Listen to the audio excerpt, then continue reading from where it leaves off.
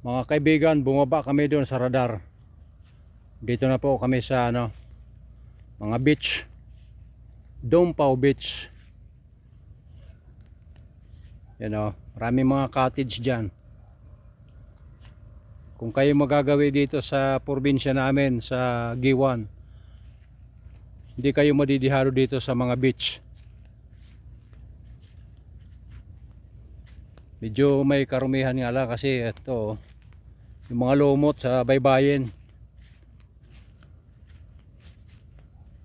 Walang nagme-maintain dito kasi walang dito, walang entrance fee. Ganda nga pagpunta namin dito ngayon, low tide.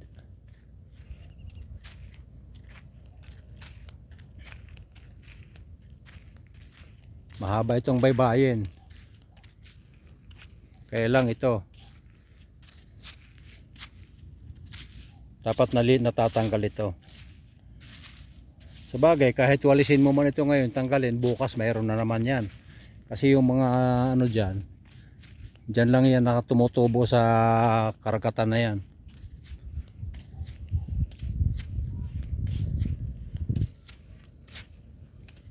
Kaya ito yung mga pasyalan namin nung araw.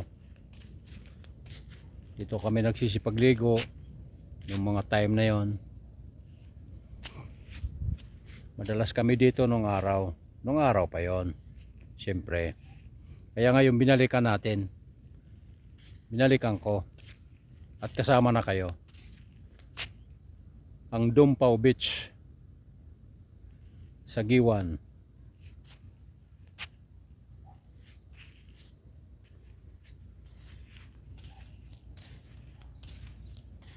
Yun ang tibay ng bahay na yan, oh.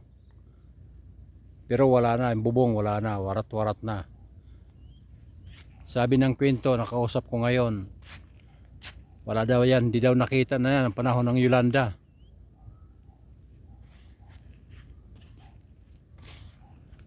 Warat-warat daw yan.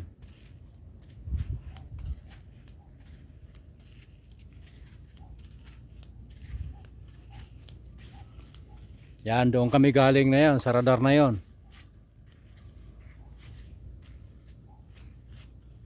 Diba? Nandito ako ngayon, nakatayo sa baybayin. Yun yung radar. Pinuntahan namin kanina. Pagbaba, papunta rito. Yun. Dompao Beach. Napaka-presko ng hangin. Napaka-presko lahat. Sariwa ang hangin. Yun. Nagbabadya ng umulan doon sa Pasipiko. Ang sarap dito mamasyal. Tabing dagat.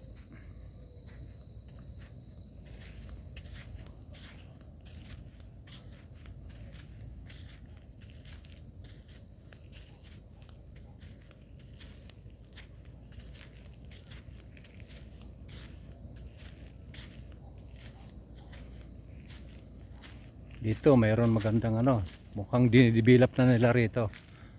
Mukhang may nagme-maintain, malinis eh. Bago nga. Mayroong bagong doon. Bagong building.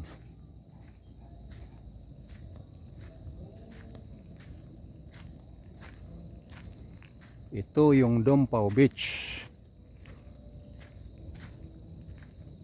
Pagkalam ko, libre lang ito ang entrance dito. Wala naman nakalagay doon sa labas na mga kung anong sistema. Basta lang kami pumasok.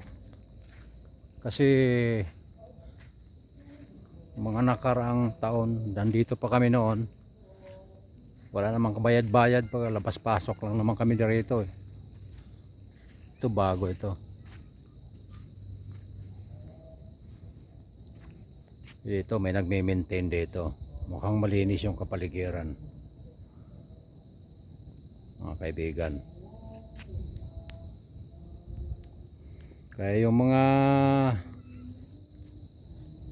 nature lover, masarap dito.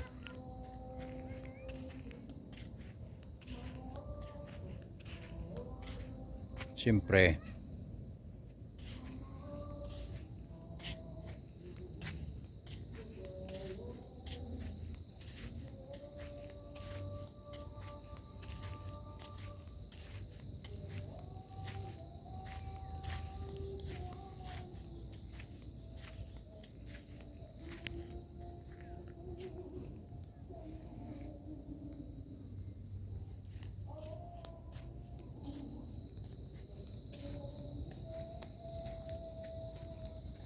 lakad-lakad sa tabing dagat sa Dumpaw Beach.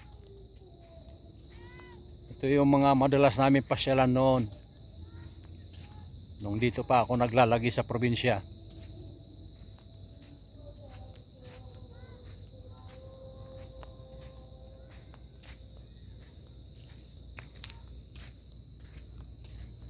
Ginagawa namin joggingan ito dito rati-rati nung kami nagtre-training ng ROTC. Nung panahon ako ay nag-aaral dito ng college. Dito kami dinadala ng aming instructor. Kalahin mo pinapag-jogging kami dito sa mga bato-batuhan, dito sa baybayin. Bagay, tama naman yon kasi part ng training yon. Pero maganda kasi sa bagay noon, kabataan pa yon.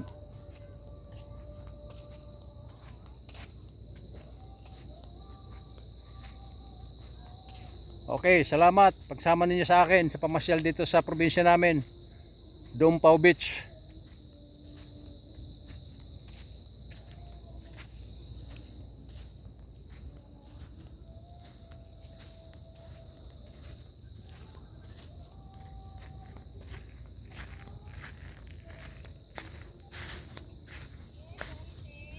Hi kami. Hi kami. Dere. Hi. Dere ta siya kalikuan. Inaano ka? Oh. Hi dito.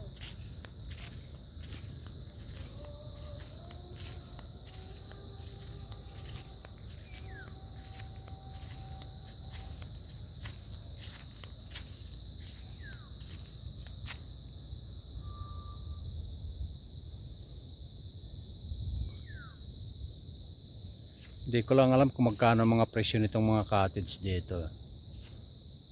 Wala akong idea. Wala akong may re-recommend sa inyo dito kung magkano ang presyo. Pero malamang mura lang ito rito.